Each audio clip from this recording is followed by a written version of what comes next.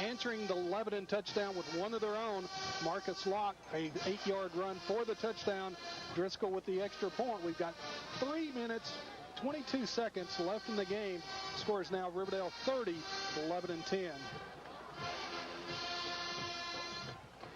As we wait for the smoke to clear. Wow. Terry, this is going to break a winning streak for Lebanon of how many games? I can't remember. I know you've at least got access to it. I can't think. We lost to Blackman, what, 3 weeks ago? 3 weeks ago, Lebanon won against Wilson Central and won against Oakland, but are going to fall tonight to the Riverdale Warriors. So a brief 2-game winning streak will come to a halt, and Riverdale lost in week 2 to McCauley, and they've won every game since. Well, there's a squibber knocked down by Maynard and finally covered at the 36-yard line. So not bad field position with 3:18 to go and trailing 30-10. Lebanon will set it up at the 36, 1st and 10. Close to the 37. Lebanon offensive front. There's Dustin Allen. He's got his regular number 75 jersey back on. Lining up at left tackle. Lebanon going unbalanced on the left side. So Crudup, Maynard, Walton, and now Benford sprints off to the sideline. Salas in the backfield shotgun. Rolls behind Tribble, gets a good block. He's going to throw out in that right side. Got a man as Matthew Maynard catches it at the 45. He's about 1.5 yards shy of the first down, but a great pickup on first down. 3:04 and counting. Lebanon trails 30-10. And they'll have it 2nd and 1 at their own 45. And Riverdale had a man on him, Hunter Davis, just as soon as Maynard caught that football. Matthew caught one in the back from that Riverdale DB. Here's Salas back in shotgun, now trips right. He looks across the middle. He'll take off on his own, and he's brought down from behind. He's close to the first down, but I believe he's going to be about 1 yard shy as he just got across the 45. And that clock continues to roll. 2.5 to go. And trailing by 20, they're trying to get back to the line pretty quick. 3rd down and a long one from just outside the 45. Salas again in shotgun, trips right. Crudup, Maynard, and Walton. Inside handoff to Tribble. He busts through the line. He's going to have a first down. He'll work it close to midfield, but he's shy of that at about the 48.5. Bob Lee, let me ask you a question. You've seen them all now. Who do you think's better, Gallatin or Riverdale? Gallatin. Really? Yes, sir. Give me some reasons for that. I think Gallatin's defense will stop this wing T. I think that I think Gallatin's defense can stop the wing T. They can power the ball. I think they'll be able to move the ball on Riverdale maybe. I don't know. It's a close call, Tommy, but I don't know. I didn't see that. When we played Gallatin from the first of the game to the end of the game, they looked awfully good. Lebanon played with Riverdale first half of this ball game, and you know, as far as that goes, but I don't know. I'm leaning toward Gallatin. All right, that's why I asked.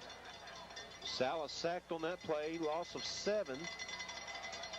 So 2nd and 16, he's in shotgun again, rolls to his right, backward screen, gets it to Tribble, wide open territory, midfield, 45, 40, 35, oh, shoestring tackle as he's brought down on that far sideline.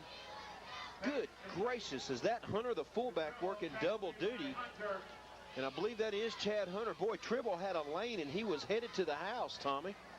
Lebanon with the screen pass, 22 yards from Salas to Tribble. They let the left side come in, and Salas threw it over their heads to Tribble.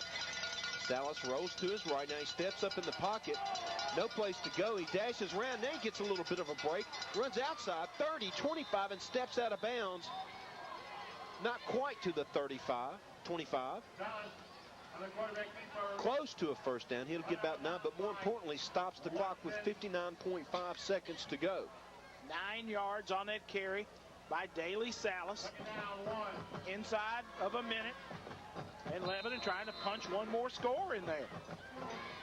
Boy, it's hard to see the yard markers. I believe it's right at about the 27.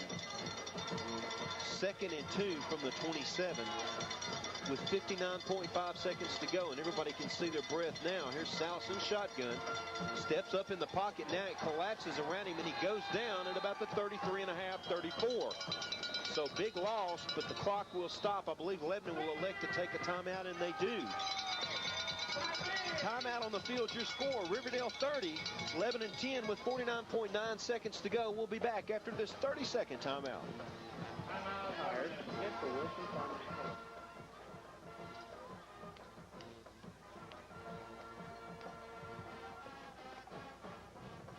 Football, I wouldn't mind seeing these two mid-state teams go at it in the championship game. I think that could really be something to see.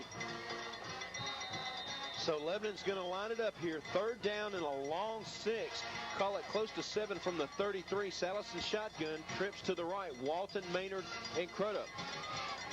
Salas just collapsed in that pocket. Nowhere to go with the ball. Protection was done. The clock will stop as Lebanon takes their 2nd timeout, so they'll have 1 left, and it'll be a 4th down situation from right at about the 35. Let's leave it right here and keep it as Lebanon trying to throw the football late in the game. And Bob Lee, everybody in the ballpark knows that Lebanon's going to throw it, and Riverdale's just running them through there. Well, they do now. They're just coming with their ears pinned back. Tommy, I'll tell you the concern that I have coming out of this ball game.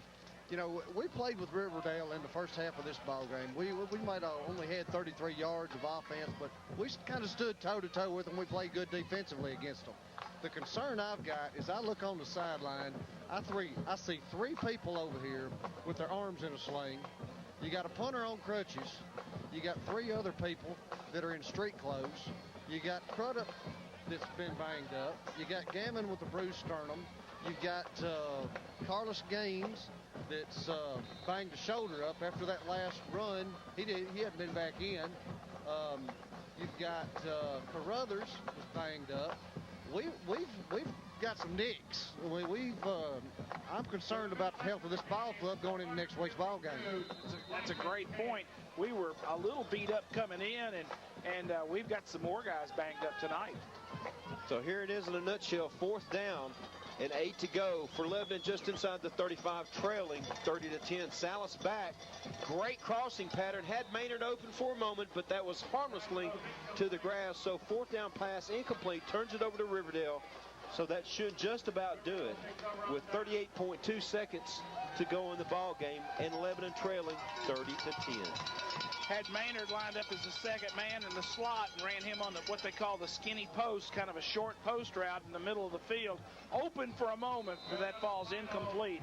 Riverdale is going to improve to 8-1 on the season. Their only loss coming in week 2 to McCauley, and that was on a fluke play, a Hail Mary in the end zone. The Warriors in victory formation. Well, and I think Bob said it best, Tommy. Played with them toe-to-toe. So Riverdale takes a knee on 1st down, and that should just about do it. Lebanon will be on the road next week in week 10 for the regular season finale, and that game means a lot. If Lebanon can knock off Smyrna at Smyrna, the Blue Devils can be 2nd in the region and host a playoff game in week 11. And the clock inside of 10 seconds. I don't think they'll have to run another play, and they won't. So that's your ball game from Tomahawk Stadium over here in Murfreesboro, as Lebanon hangs tough, leads early 3-0, but eventually loses to Riverdale 30-10. We're going to keep it right here as Bob Lee's going to talk to Coach Brown down on the field. Bob is working his way to Bobby Brown, head coach of the Blue Devils. Lebanon loses 30-10. Came up with a touchdown drive in the 4th quarter. Lebanon High head coach Bobby Brown. Take it away, Bob. Thanks, Tommy. I am here with Coach Brown. Coach, I know you boys are disappointed right now. They came out and played a heck of a ball game, especially early on. You stood toe-to-toe with them in the first half. It's just you played an awfully good ball team tonight. We played a very good football team, and you know, besides one defensive series in the first half, we played great defense. And, you know, it should have been 3-3 going into halftime. We came out in the second half, didn't play as well, but you know what? Our boys battled for 48 minutes. And the thing we want to do the big picture we see is we want to beat Smyrna next week to get us a home playoff game. Our guys battled. We lost tonight, but it wasn't from the lack of effort. It wasn't from not fighting. We fought them for 48 minutes, and that's all I can ask. Well, Coach, and the beauty, there's no beauty in it, but I guess the good thing coming out of this, though, although you did lose this ball game tonight, you know, you're in the playoffs, and you're playing to host that playoff game, and beating Smyrna can do that, and that can end the regular season on a good note. It can, and you know, ultimately that's what we've been shooting for, the playoffs. Then we got in last week, and now we have the opportunity to have a home playoff game next week if we beat Smyrna, and that's what we're going to put all our attention to.